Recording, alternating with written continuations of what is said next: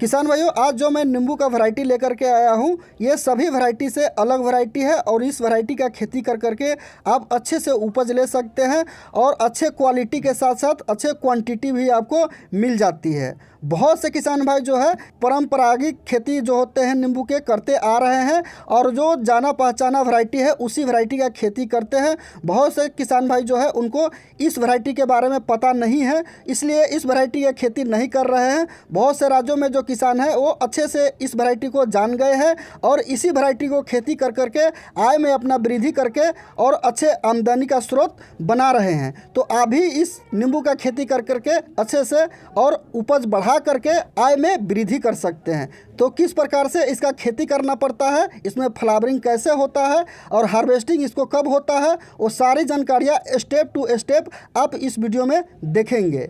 Channel पर पहली बार आए हैं तो चैनल को सब्सक्राइब करके और वीडियो को लाइक कर दे। तो चलिए किसान भाइयों वीडियो स्टार्ट करते हैं। तो किसान भाइयों बात करते हैं कि कौन सी मिट्टी में इसका खेती आप कर सकते हैं।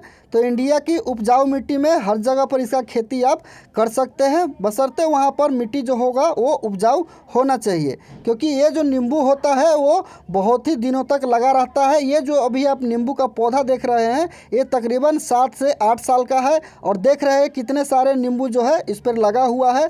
तो उस हिसाब से आप अपना ज़मीन सेलेक्ट कर ले कि आपको नींबू के कहाँ लगाना है और किस जगह पर इस पौधे को प्लांटेशन करेंगे कि ज़्यादा दिनों तक आप रख सकते हैं। और ये नींबू जो होता है काफ़ी बड़ा साइज में होता है, देख रहे हैं कि इस प्रकार से, और संतरा की तरह ये नींबू जो होता है आकार में होता है और तकरीबन जो होता है 350 से 400 ग्राम के आसपास तक ये नींबू का फुल साइज यानी मिच्योर हो जाता है बिल्कुल। तो ये वेट इसका होता है। और किसान भाइयों अब बात करते हैं कि इस वैरायटी को लगाया कब जाता है।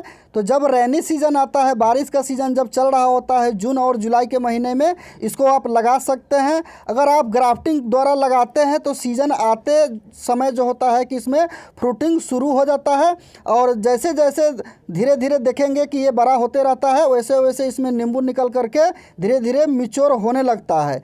अगर आप कलम या ग्राफ्टिंग से लगाते हैं तो सीज़न आते ही जो होता है इसमें फ्लावरिंग शुरू हो जाता है। अगर आप बीज से लगाते हैं तो बीज से लगाने के बाद जो होगा आपको 2 से लेकर के 2.5 साल के बाद जब सीज़न आएगा इसका तो इसमें जो होता है कि फ्रूटिंग शुरू होता है और फ्लावरिंग शुरू होता है।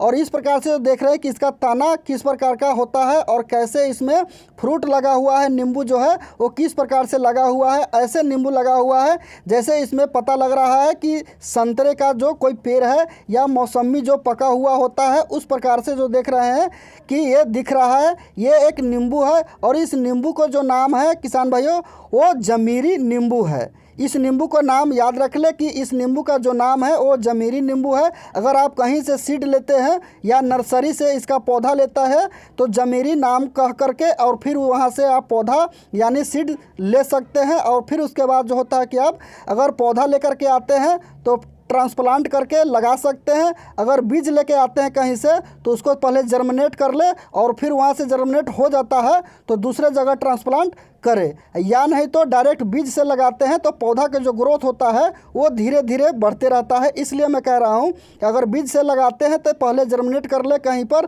फिर उसको वहाँ से ट्रांसप्लांट दूसरे जगह करे। तो ऐसे में होता ये है कि पौधा जो होगा आपका वो जल्दी जल्दी विकास करेगा, उसका ग्रोथ जो होता है वो फास्ट ग्रो करता है। इसलिए ट्रांसप्लांट करना ज़रूरी होता है। कोई सा भी पौधा को अगर आप ट्रांसप्लांट करते हैं तो उसका ग्रोथ में वृद्धि जल्दी यानी फास्ट होने लगता है। तो इस प्रकार से जो होते हैं कि आप इसको लगा सकते हैं। वहीं बात करते हैं किसान भाइयों इसमें फ्लावरिंग और फ्रूटिंग जो होता है कि मार्च महीने में जो होता है कि स्टार्ट होता है।